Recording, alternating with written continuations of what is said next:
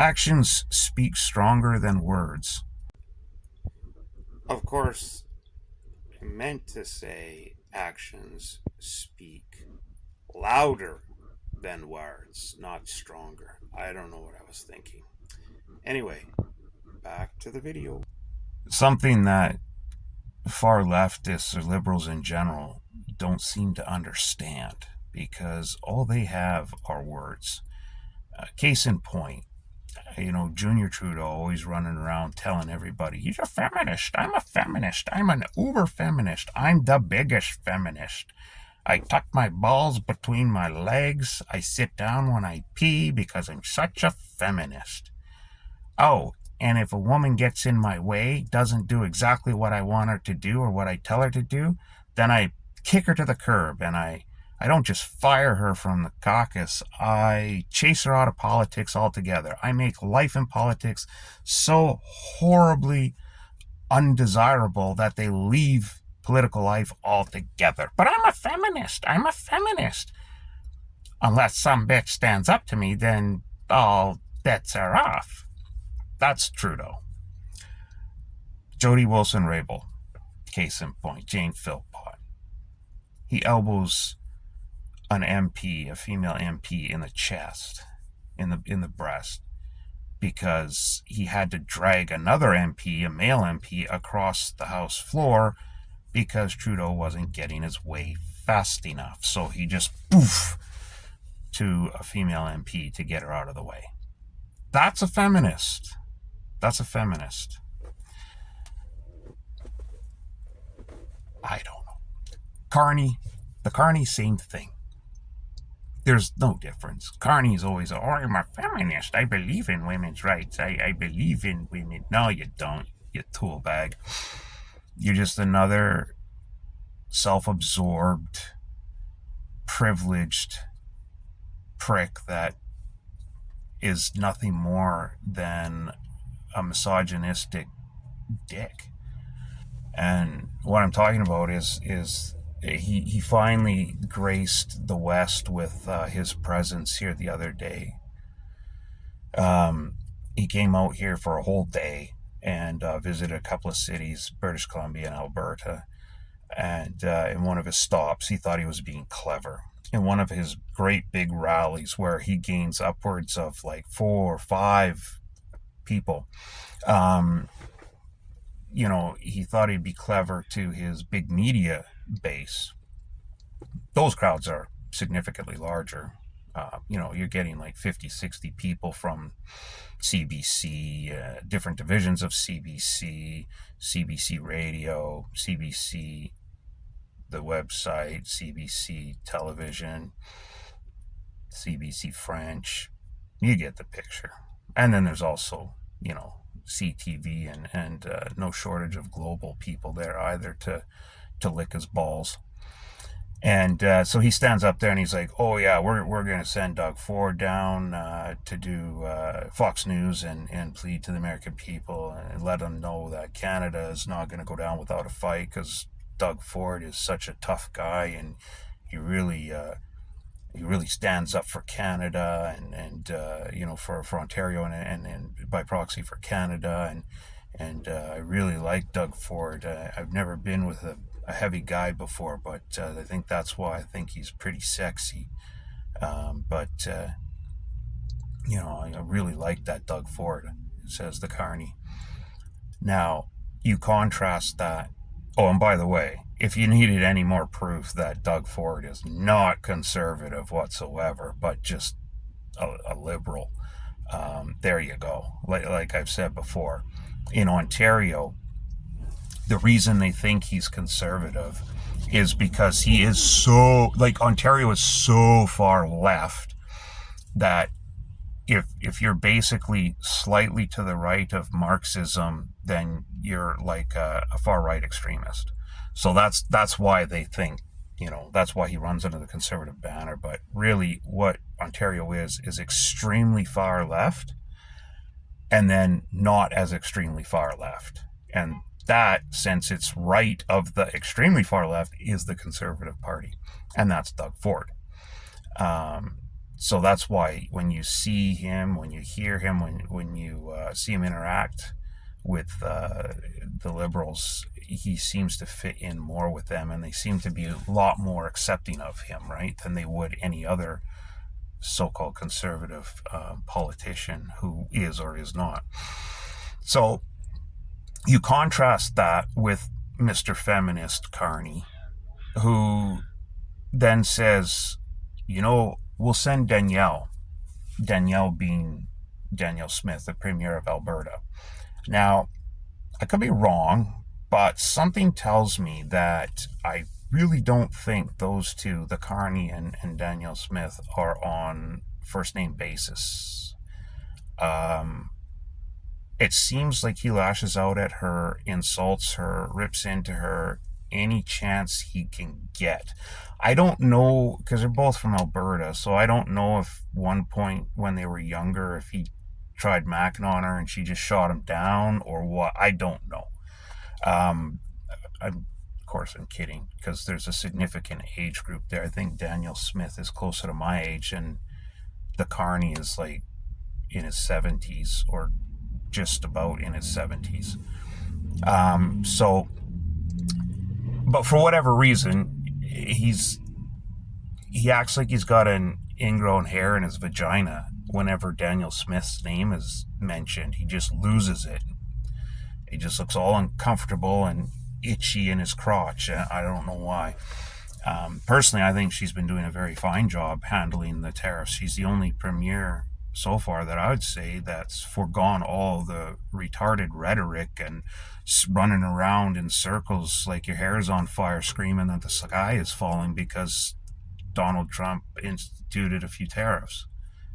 And this isn't anything that is a surprise. He ran his entire platform on it. He said that, he's always said that. It's a beautiful word, tariff. It's a beautiful word.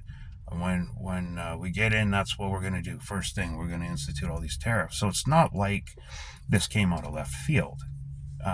Every politician should have been prepared for it, but they weren't. They were all caught with their friggin' heads up their arses like usual. But Danielle Smith is the only one that didn't respond with all kinds of ridiculous rhetoric. And one of the worst was our idiot premier here, Dweeby, the David Eby idiot. He immediately started vilifying the United States and everything, all their products. And the people that got hit the hardest so far and continue to get hit the hardest and suffer the most are not because of the U.S. tariffs directly. It's all indirectly because of all the idiotic, retarded things that the dweeby has done, right? So it just goes to show Danielle Smith took an adult, grown-up path, went to Washington as soon as she could to try and get some FaceTime with Donald Trump and his team and plead her case and say, like, what can we do here?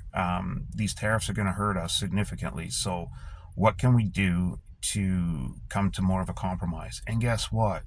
That's what this was. The point of the tariffs was all along, right? The point was to get countries to come in and renegotiate trade deals on the US's terms. And again, I'm Canadian through and through. There's no doubt about that. But I see their point, and if I were an American, I would, after having looked into how other countries tariff the U.S. and just flat out refuse to let them do trade in certain sectors. Once I started reading through that, I was actually getting a little upset. I'm like, wow, they actually have been treated very, very poorly, the U.S. has, in global trade in the last 70, 80 years. And surprise, the worst people out there that treat them the worst are supposed allies. Europe is brutal.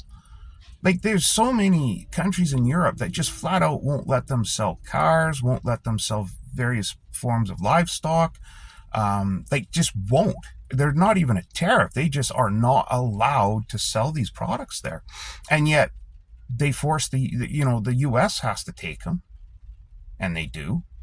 So it's quite lopsided. So I absolutely see the point now of why they want to balance this out and make some deals. And again, like the whole idea is to renegotiate things and get a little bit more of a fair and balanced trade. And that's what Danielle Smith saw, and that's how she approached it, as opposed to premiers like Doug Ford and Dweeby, who just went with the lowest form of rhetoric, which is fear mongering and trying to turn everybody against everyone. That's all they do. Leftists, I don't know what it is with left-minded people, but all they do is want to hate. They want to hate and destroy and ruin and tear things down. They never want to build and love and enjoy life, have fun, and be kind to one another. They just want to hate and ridicule.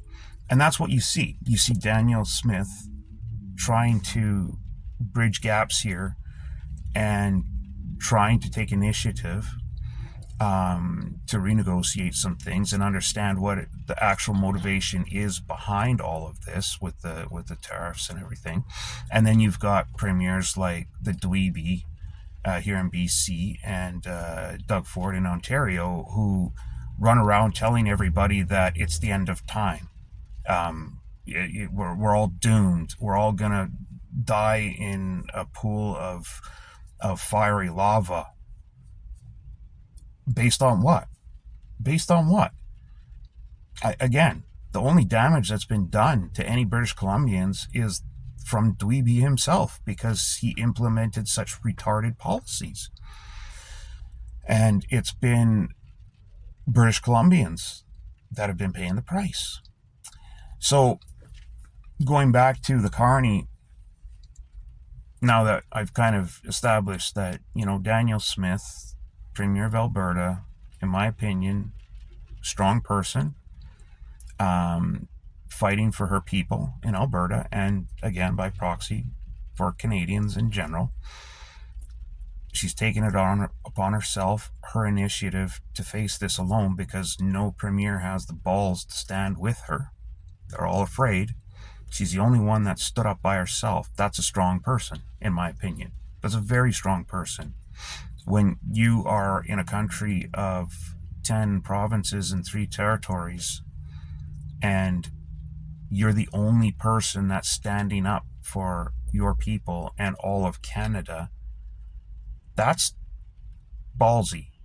And that takes a tough personality, tough character, and I respect that.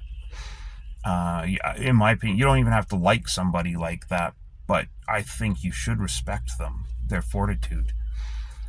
And so what does the carney do? Well, after he says his little blurb about how much he admires Doug Ford in a Speedo on a sunny Tuesday afternoon, he says, oh, maybe we'll send Danielle next. Yeah, I think we'll send Danielle. On second thought, no, I don't think we will send Danielle.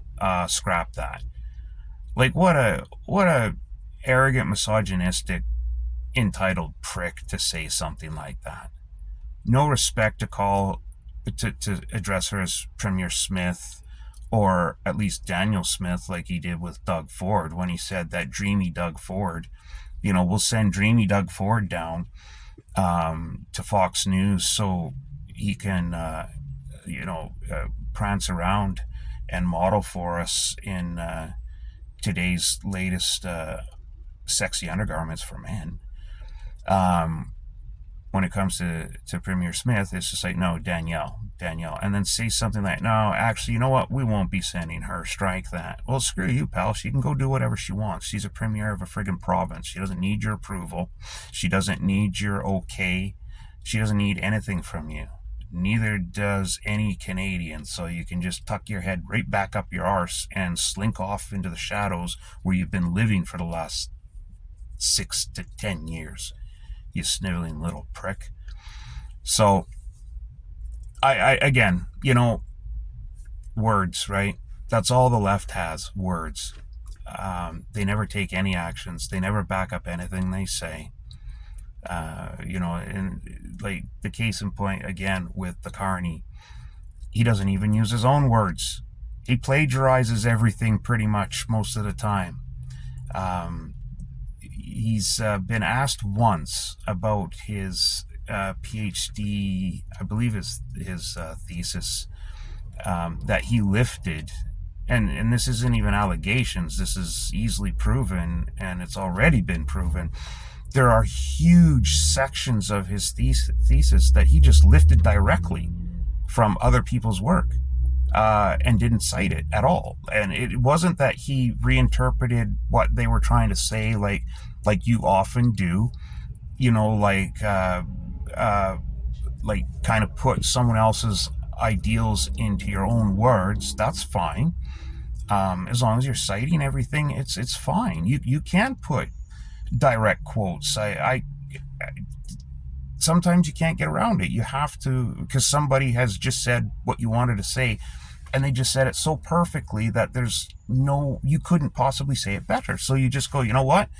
You encapsulated what I wanted to say in to make my point, and so I'm going to just copy you verbatim and then footnote it and give you credit for it, and that's fine.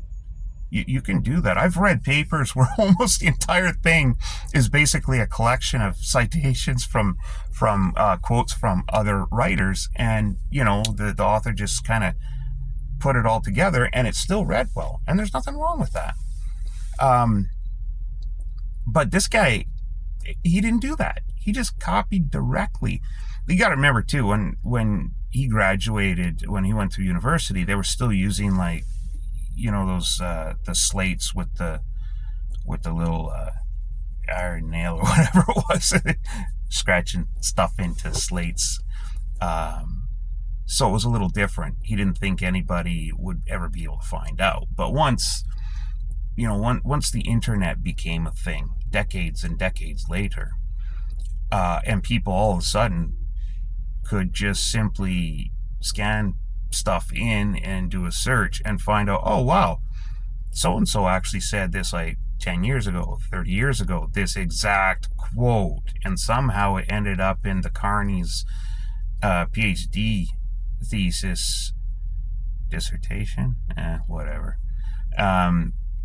word for word, verbatim, no change, no reinterpretation, no nothing, and no citation. That's strange. So this guy who skated through life,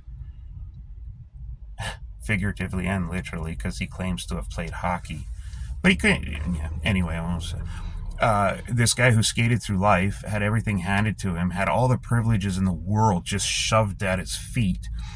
That still wasn't good enough. He still couldn't even stand on his own. He had to copy everyone else's work in order for him to succeed. And it was the same thing. I get so sick and tired of people sitting here going, oh, and he steered us, his leadership steered us through the 2008 financial crisis.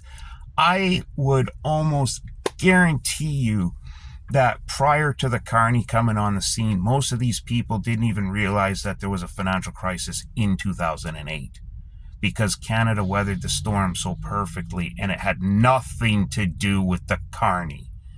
Again, there's an excellent article written by Terry Newman in the National Post that describes the reason why Canada was largely unaffected in 2008, and it had nothing to do with the Carney. And as I've said many times before, Canada was already balls deep in that goat by the time Carney came on at the Bank of Canada. It had nothing to do with them. They were already implementing their plan from his predecessor. So all the staff was already working toward a plan in conjunction with Uncle Jim and Stephen Harper. But even they don't get the full credit for why we were able to weather that storm. That full credit goes back decades and well over a century, because there were people that put measures in place.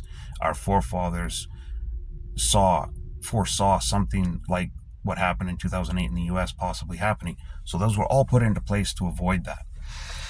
So the Carney taking credit for that.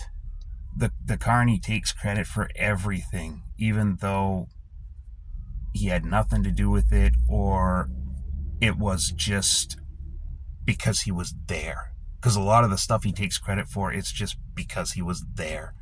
So by proxy, since I'm there, that means I did it, even though he didn't. So he takes credit for it anyway. So all these people saying that, oh, due to his leadership, he's so great. Nah, he's just another entitled elitist in his own mind, uh, misogynistic prick. That's all. You know, he's not going to be any better than Junior Trudeau. He's going to be worse. There's no doubt he's going to be worse because he's responsible for all the crap, retarded programs that we've got in place right now. The unfettered immigration that we've been subjected to over the last near decade because he wants to grow our population to 100 million people by the end of next year. And that's retarded. No infrastructure, no sufficient roads, hospitals, schools, staff to serve all of that stuff. No armed forces, police, fire rescue, none of that. No builders, like no tradespeople. But yeah, let's just ramp up the population to 100 million people with low skill or no skill folks that don't know how to work or don't understand what work is because that's not their culture, who will never learn Canada's culture because Trudeau said Canada doesn't have a culture because he's he's a retard.